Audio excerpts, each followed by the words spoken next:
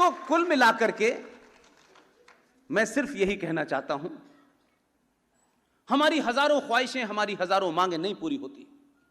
हमारे पिताजी नहीं कर पाते, हमारी माएँ नहीं कर पाती, हमारे परिवार में भी नहीं पूरी होती। लेकिन अगर आपकी कोई ख्वाहिश पूरी ना हो, कोई मांग पूरी ना हो, तो आप बाप नहीं बदल देते हैं, मां नहीं बदल देते हैं। उसी व्यवस्था में रह करके आपको कुछ करना होता है। लिहाजा अभी मैंने सुना है कि आपके मुख्यमंत्री आजकल जो है फर्स्ट गियर में चल रहे हैं, इसलिए पड़ोस का असर कितनी तेजी से होता है। वहां एक आदमी जो अयोध्या में है,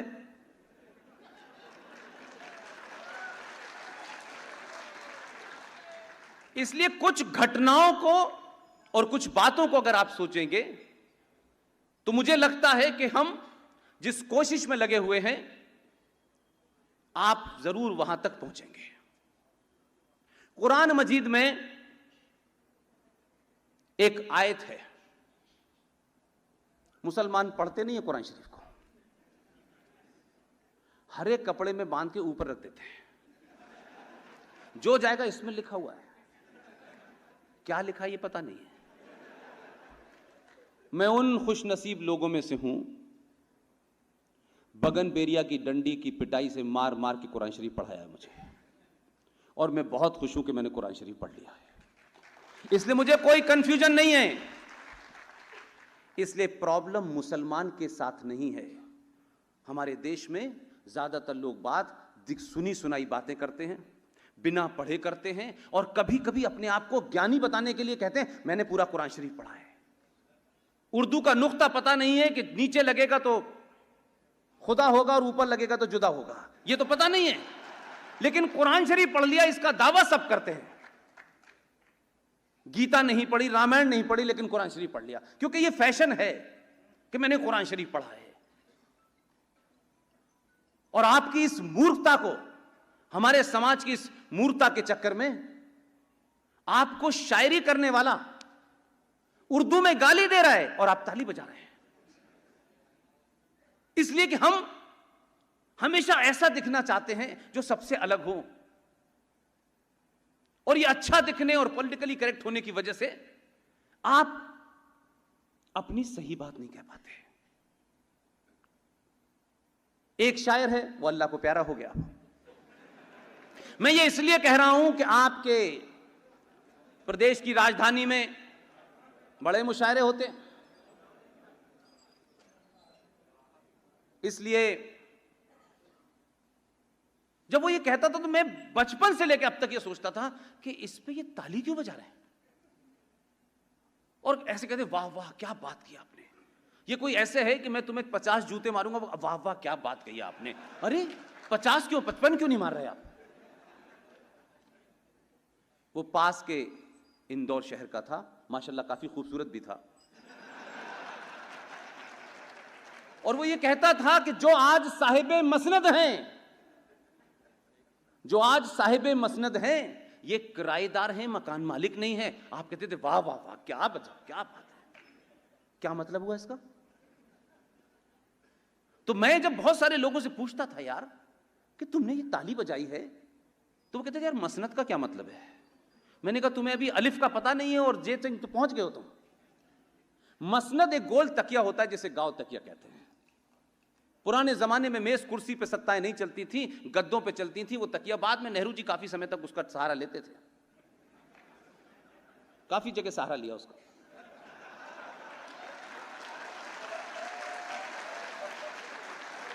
उस तकिए को मसनद कहते हैं, और जो उसे टिका करके बैठते हैं वो राजा होता है, वो सुल्तान होता है, वो बादशाह होता है। तो 70 साल से लेकर के अब तक जो लोग उस गद्दी पे बैठ रहे हैं, जो मसनद पे बैठ रहे हैं, वो खूबसूरत शायर ये कहता था कि जो आज साहिबे मसनद हैं, यानी जो इस मसनद पे बैठे हुए हैं, यानी जो सत्ता है, ये किराएदार हैं, मकान मालिक नहीं हैं। मकान मालिक तो हम हैं जो मुगलों की औलाद थे। इसलिए ये टेम्परेरी हैं। ये मोदी हो, ये मुरारजी हो, ये चंद्रशेखर हो, ये जवाहरलाल नेहरू हो, ये इस हिंदुस्तान के किराएदार हैं। असली मकान मालिक तो हम हैं। उस शेर का असली मतलब ये था, आप नहीं समझ पाए, ताली बजा रहे थे।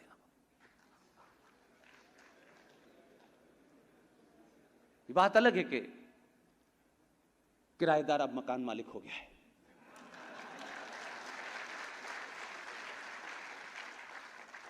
तो हर चीज को बिना जाने उस पर प्रतिक्रिया देना हिंदू सनातनी समाज की एक बुरी आदत है। चुप रहना भी एक प्रतिक्रिया होती है, वो भी एक मैसेज होता है। और सारे काम ढोल बजा के नहीं किए जा सकते, क्योंकि हम भारत माता की जय कहेंगे, 4 गुंडे आए भाग गए। ये कौन सी भारत माता की जय बोली आपने? क्यों भाई? इसलिए जो कहिए वो इतना ताकतवर कहिए कि अगर इस सभा में 1000 मुसलमान भी बैठे होते तो मेरी यही जबान होती, मैं उनको आयतों के साथ, सूरे के साथ उनको एक्सपोज कर देता। सिर्फ कहने के लिए बात मत कहिए कि हमने कह दिया है हिंदू मुस्लिम भाई भाई। कहां मिलते हैं? सारे धर्म बराबर हैं, अच्छा लगता है। पड़ोस में राशिद भाई के सेवैयां भी तो खानी है ना, तो ये भाई भाई हैं। और देखिए, हम तो गंगा जमुना तहजीब, गंगा भी मेरी, जमुना भी मेरी, तहजीब कहां से आई?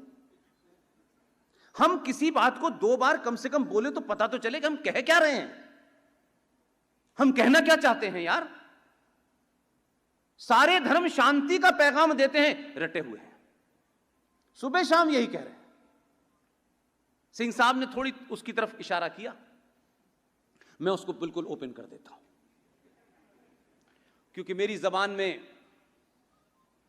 बीच का कोई रास्ता नहीं है।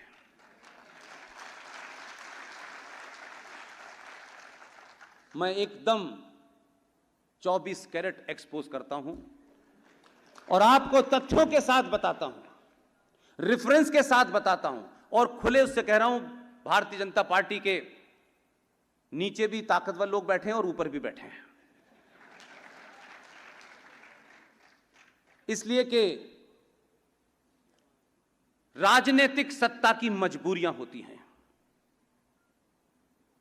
ये जो देश होता है, देश जिसके लिए आप एक सरकार का चुनाव करते हैं, देश और राष्ट्र में जमीन आसमान का फर्क है। हिंदू सनातनी समाज यह समझ ही नहीं पा रहा कि देश क्या है और राष्ट्र क्या है, इसलिए मिक्स करता है। देश एक जमीन के टुकड़े को कहते हैं। भारत एक देश है, उसकी सीमाएं हैं, कन्याकुमारी से लेके कश्मीर और ये तमाम सारी जगह सीमाएं हैं। वो सीमा निर्धारित है और उस जमीन के टुकड़े की रक्षा के लिए एक व्यवस्था के तहत जो सरकार का एक अंग है फौज, वो उसकी रक्षा करेगी। उसी सरकार का एक अंग है जुडिशरी। वो अच्छी हो बुरी हो, वो संविधान अच्छा लगता हो न लगता हो, लेकिन जब तक है तब तक सरकार उसी संविधान से चलेगी। इस पे विवाद हो सकता है कि उस संविधान से आपकी बहुत सारी चीजों से आप नाराज हैं, गुस्सा हैं, गलत हो सकती हैं, लेकिन जब तक है तब तक तो उसी से चलेगी। तो देश को चलाने के लिए एक सरकार होती है, सरकार के साथ में उसके अंग होते हैं, न्यायपालिका होती है, पुलिस होती है, सेना होती है, शिक्षा विभाग होता है, ये तमाम सारे अंग हैं। इनको उस संविधान की शपथ लेकर के काम करना होता है। तो हम ये गलत उम्मीद करते हैं कि जिसने संविधान की शपथ ले ली है वो यकायक हमारे ख्वाबों का भारत बना देगा। नहीं, वो नहीं बनाएगा। तो राष्ट्र क्या है? मुझे बड़ी खुशी है कि कोविड के बाद जब मैं सिंह साहब के साथ पहली बार गुवाहाटी गया, और मुझे कुछ ऐसा लगता है, मैं बड़े सार्वजनिक तौर पे आपके सामने मानने को तैयार हूं कि पिछले 3 साल के दौरे में और कोविड के बाद के दौरे में एक अजीब सी स्पिरिचुअलिटी है। और ये जाने अनजाने मुझे लगता है, मैंने या मेरे साथी ओम नरेश यादव जो बनारस हिंदू विश्वविद्यालय से लॉ का कोर्स करके आए, वो मेरे साथ अटैच हो गए। जब मैं खुद ही नौकरी छोड़ के आया हूं तो मैं उनको क्या कुछ दूंगा, लेकिन पूरी मेहनत और लगन के साथ सारी चीजों को कोऑर्डिनेट करते हैं, आपके बीच में होंगे।